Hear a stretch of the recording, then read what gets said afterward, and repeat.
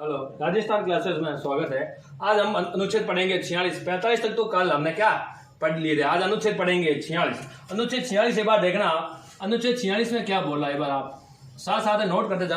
अनुच्छेद 46 से बोला कि SC/ST वर्गों, SC/ST क्या बोला है, SC/ST वर्गों के आर्थिक कल्याण के लिए क्या करेगा, सुनिश्चित करेगा। कौन करेगी? राज्य सरकार। ये किसका कर्तव्य होता है? राज्य सरकार का होता है कि SC/ST जो जनजाति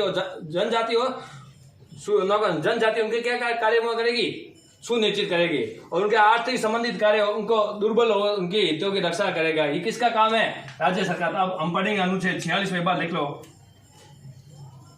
देखो, राज्य सरकार का कर्तव्य है, राज्य सरकार का कर्तव्य है कि ST/SC वर्गों का कल्याण सुनिश्चित करे।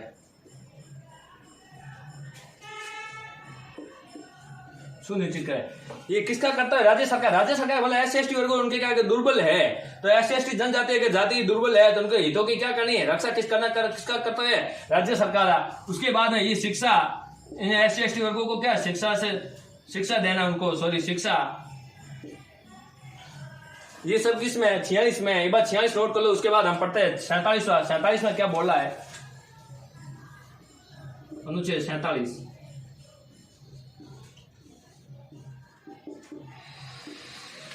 अनुच्छेद 47 से बोला है कि राज्य सरकार का क्या कर्तव्य है कि पोषण तथा जीवन स्तर को क्या बढ़ावा दे।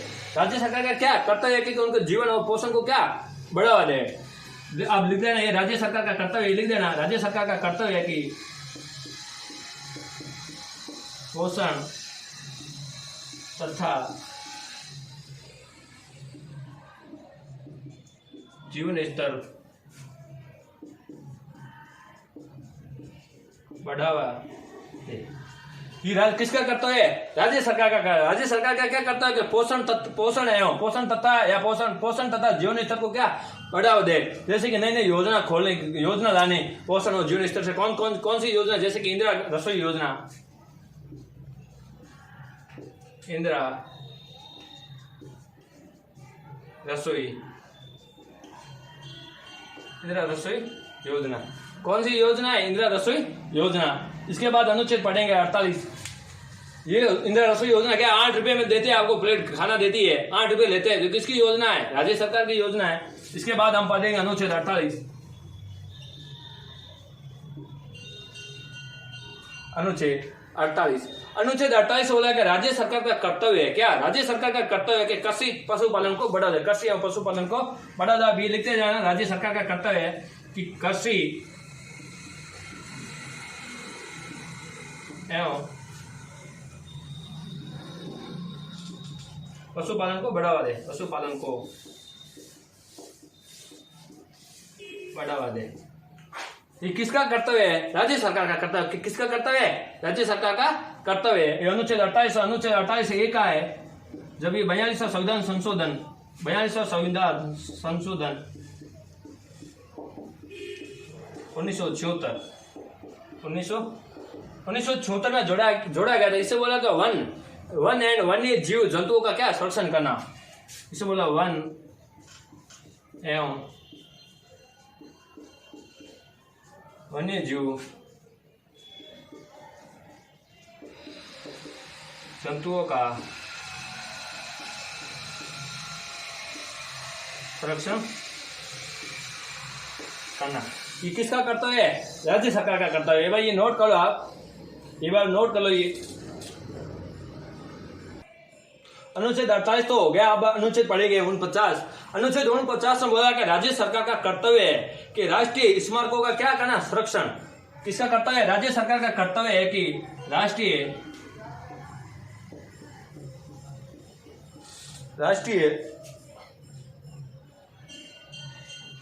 स्मारकों का संरक्षण करना। स्मारकों का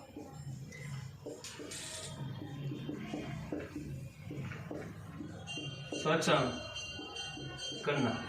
ये किसका कर्तव्य है? राज्य सरकार का कर्तव्य है कि राष्ट्रीय स्मारकों का क्या संरक्षण करना। जैसे कोई दुर्ग है, दुर्ग मतलब किला है, कोई मंदिर है या कोई उद्यान है, तो उनका संरक्षण करना किसका है? या राष्ट्रीय कोई स्मृति में से कोई चिन्ह बना है, जैसे कोई ये शिलालेख वगैरह है, तो उनका संरक्षण करना किसका कर्तव्य है? राज्य सरकार।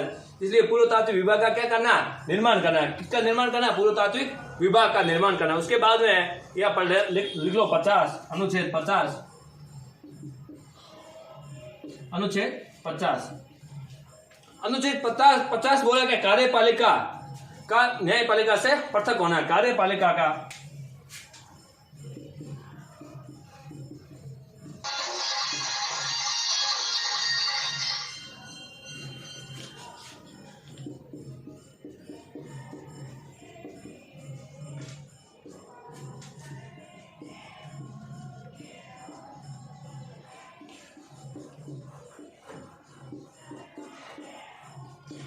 पचास क्या बोला? कार्यपालिका न्यायपालिका से क्या पृथककरण होना। पृथककरण ये कार्यपालिका में कौन कौन से आएंगे? कार्यपालिका राष्ट्रपति है, राष्ट्रपति, उपराष्ट्रपति, प्रधानमंत्री, मंत्री परिषद, ये किसमें है? सब कार्यपालिका। न्यायपालिका में कौन सा? सर्वोच्च न्यायालय है, जैसे कि सर्वोच्च न्यायालय, उच्चतम न्यायालय, सुप्रीम कोर्ट, ये सब किसमें है? मतलब कार्यपालिका कोई ऐसा काम करे कि न्यायपालिका उसकी जांच करती है, उसकी क्या जांच करती, कुछ भी करेगा, काम करे, इनके हाथों जांच करते, उसको बोलते हैं इससे क्या पृथककरण होना। इसलिए कुछ ऐसे कार्य होते हैं जिनके जांच नहीं की जा सकती है, न्यायपालिका उनकी जांच नहीं कर सकती है। उसके बाद हम पढ़ेंगे अनुच्छेद लास्ट है 51, अनुच्छेद इसका 51 लास्ट है, जो नीति निर्देशक तत्वों के अनुच्छेद 51।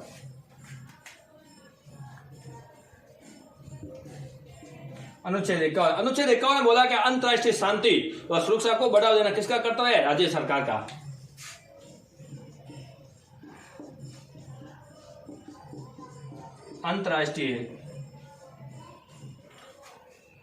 अंतर्राष्ट्रीय शांति व सुरक्षा को बढ़ावा देना, अंतर्राष्ट्रीय शांति तथा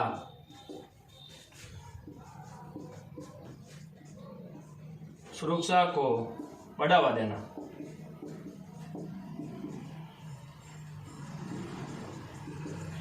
ये किसका कर्तव्य है? राज्य सरकार का कर्तव्य है कि वो क्या करे? अंतर्राष्ट्रीय शांति तथा सुरक्षा को क्या बढ़ावा दे। इसलिए बोला कि विदेश नीति का निर्माण करना, विदेश नीति का निर्माण करना। ये अनुच्छेद 51 है, 51 तक है, जो 36 से लेकर 51 तक है। नीति निर्देशक तत्व आपको पूछेंगे कहां से कहां तक है, तो आप बोलोगे 36 से 51 तक है। किस देश से लिए गए, तो आप बोलोगे आयरलैंड से लिए गए।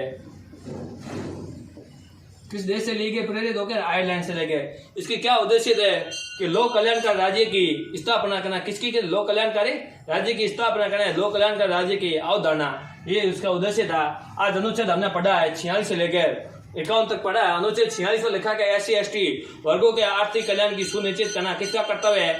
राज्य सरकार का कर्तव्य। राज्य सरकार का कर्तव्य क्या है? SC/ST वर्गों के लिए, उनको उत्थान के लिए क्या, उनके उत्थान या कल्याण के लिए क्या कुछ योजनाएं लाना जिससे उनका क्या हो, उत्थान हो सके।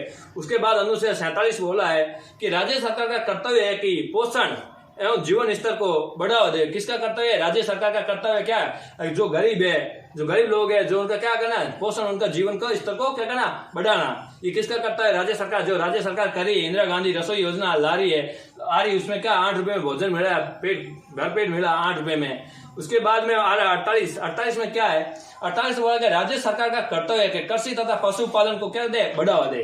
राज्य सरकार का क्या है? पशु तथा कृषि को बढ़ा दे। कृषि में किसानों को 2-2 हजार रुपए किस्त दे रही है, और पशुपालन में भी बढ़ा रही है, बढ़ावा दे रही है, बहुत ज्यादा राज्य सरकार दे रही है। इसके 42वां संशोधन 1976 में एक और जोड़ा था 47A।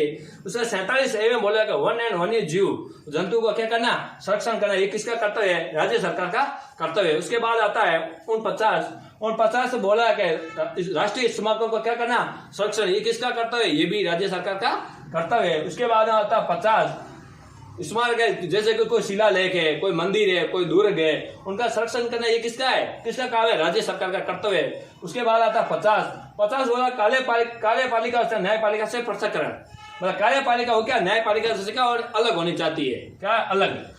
उसके बाद बोले इक्यावन अंतर्राष्ट्रीय शांति तथा सुरक्षा को क्या बढ़ा देना।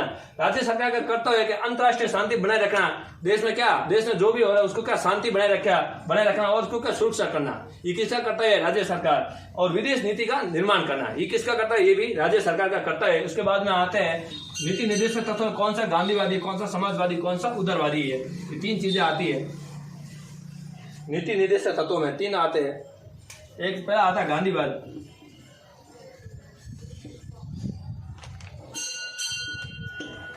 गांधीवाद में कौन कौन से है, तो 40, 43, 43 ए, 46 और 47।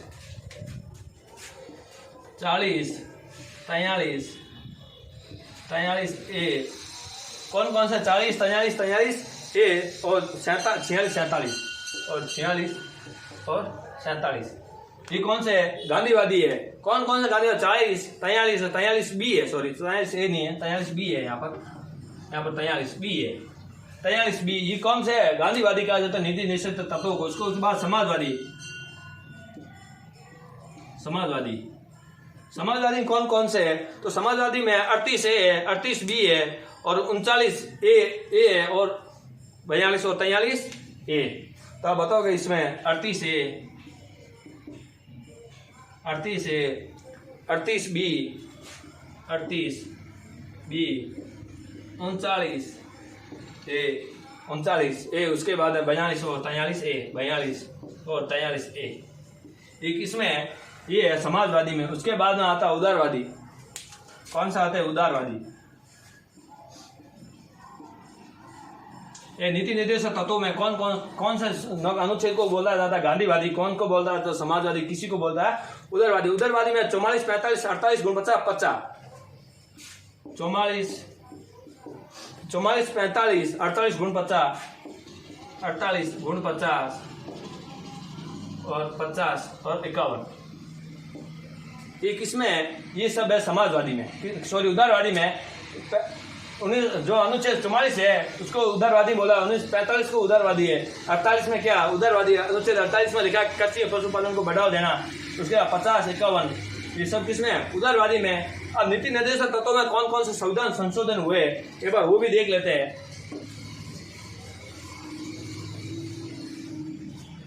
एक तो हुआ 42वां संविधान संशोधन। 42वां संविधान संशोधन कब हुआ था, अब वो लोग 1976 में। कब हुआ था, 1976। उसके बाद में हुआ था 44वां संविधान संशोधन। 44वां संविधान संशोधन किससे संबंधित है, ये मैं पढ़ा, नीति निर्देशक तत्वों से संबंधित है ये सब। ये 1978 को। उसके बाद में हुआ था, एक हुआ था 86वां संविधान संशोधन। 86वां संविधान संशोधन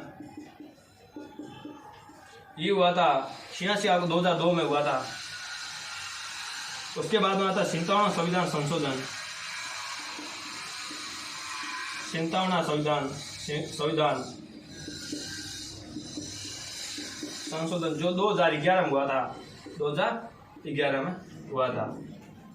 आज हमारे नीति निर्देशक तत्व हो गए पूरे। कल पढ़ेंगे हम मूल कर्तव्य, जो अनुच्छेद 51 का में है, कितने मूल कर्तव्य है, कहाँ से लिए गए, क्यों लिए गए, हम पढ़ेंगे कल। आज नीति निर्देशक तत्व हो गए पूरे। आपको पूछेंगे नीति निर्देशक तत्व, तो आप बता देना 36 से 51 तक है। किस देश से प्रेरित होकर लिए, क्या बोलोगे, आयरलैंड से लिए।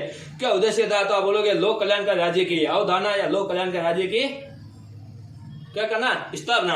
धन्यवाद। आज जितनी क्लास हम लेंगे, थैंक यू।